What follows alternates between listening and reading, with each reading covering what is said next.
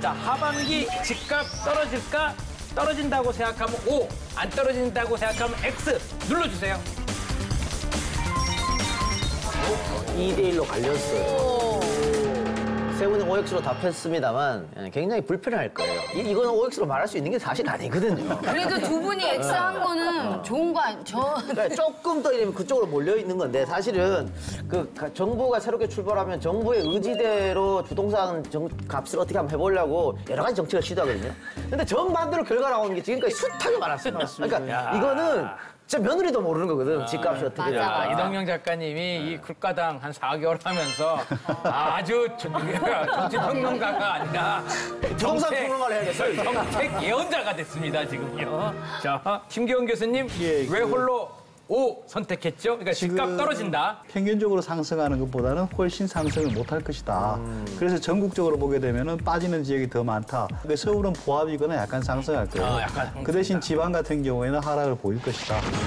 국민적으로 느낄 때는 하락을 느낀 사람이 더 많을 수도 있다. 이런 차원에서 얘기를 말씀드렸고, 기본적으로 이제 단기적 조정은 좀 불가피한 상황이 아니냐. 작년에 특히 서울하고 이쪽에 너무 과열되었다.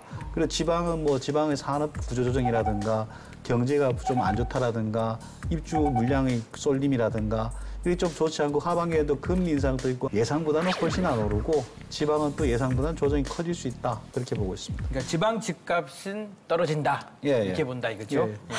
심진아 씨가 산 곳 제가 어딘지 아는데요. 당분간 떨어지진 않을 거예요.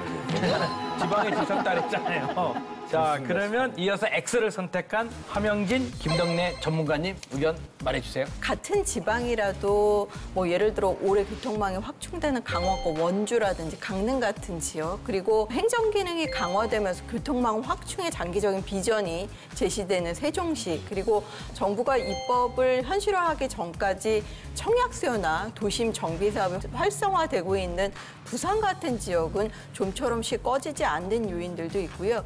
특히 수도권 중에서 서울의 집값이 의외로 강세를 보이고 있습니다. 투기과세구를 도입하기 전까지는 정부가 단계적으로 제도 개선을 해나가는 과정 중이 뭐 사실 투기수를 잡겠다는 거지 실수를 잡겠다는 부분도 아니고요. 그리고 최근 경제 성장률을 살펴보면 건설 부분의 이바지가 굉장히 높습니다. 뭐 얼마 전에 11조 추경도 했지만 결과적으로 내수를 쉽게 꺼트리지 않으려고 한다면 당분간 저금리 기조가 연내는 유지될 것이기 때문에 연내 수도권 집값이 빠지기는 쉽지는 않을 것으로 보여지기 때문입니다. 수도권 집값은 안 빠진다. 예, 저도 뭐 같은 생각인데요. 근데 올 하반기에 저희 연구원이 전망을 했을 때도 서울 수도권 같은 경우에는 서울의 기본적인 상승 압력들이 여전히 좀 남아있기 때문에 조금 미미하게지만 오른다라고 보고 있습니다. 그렇지만 지방 같은 경우에 세종이나 부산 같은 경우에는 여전히 상승 압력들이 좀 있습니다. 세종시 같은 경우에는 성장 도시라고 하는 매력이 좀 있고요. 부산시 같은 경우에는 해운대구라든가 아니면 지금 이번에 조정 대상 지역으로 들어간 부산 진구 같은 경우에 보면 완전히 공간적으로 너무 다릅니다. 해운대 같은 경우 굉장히 좋기 때문에 여전히 수요자들이 있어서 상승 압력들이 있고 거제라든가 일부 조선이라든가 이런 지역에 의해서 빠지는 지역들도 있지만 오히려 새로운 사천이라든가 이런 지역 외에는 좀 오르는 지역들도 지방에서 국지적으로 있기 때문에 이런 것들이 너무 차별적이어서 조금 지역을 조금 집중을 해서 볼 필요가 있고 적어도 하반기에 수도권의 상승 기조와 지방의 일부 지역의 하락 기조를 전체적으로 봤을 때 전국적으로도 하락세를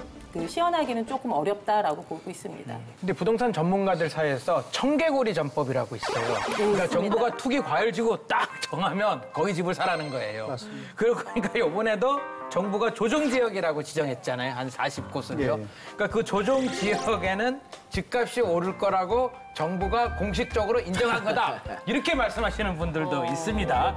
여기에 대해서는 어떻게 생각하세요? 예, 저도 그런 얘기를 많이 하고 다닙니다. 정부 공식 인정 문서다. 그러니까 거기 중장기적으로 관심을 가지는 게 좋다. 단기적 조정은 항상 있습니다. 우리가 버블 세븐 지역이라고 지정한 지역들이 있습니다. 그 지역들을 한 20년간 가격을 추적해 보니까 부침은 있었지만 결과적으로는 서울 평균보다는 훨씬 올랐더라입니다. 그 반대로 또 절대 피해야 할 지역도 있습니다. 그것도 정부에서 공식 도면을 만들어줬어요.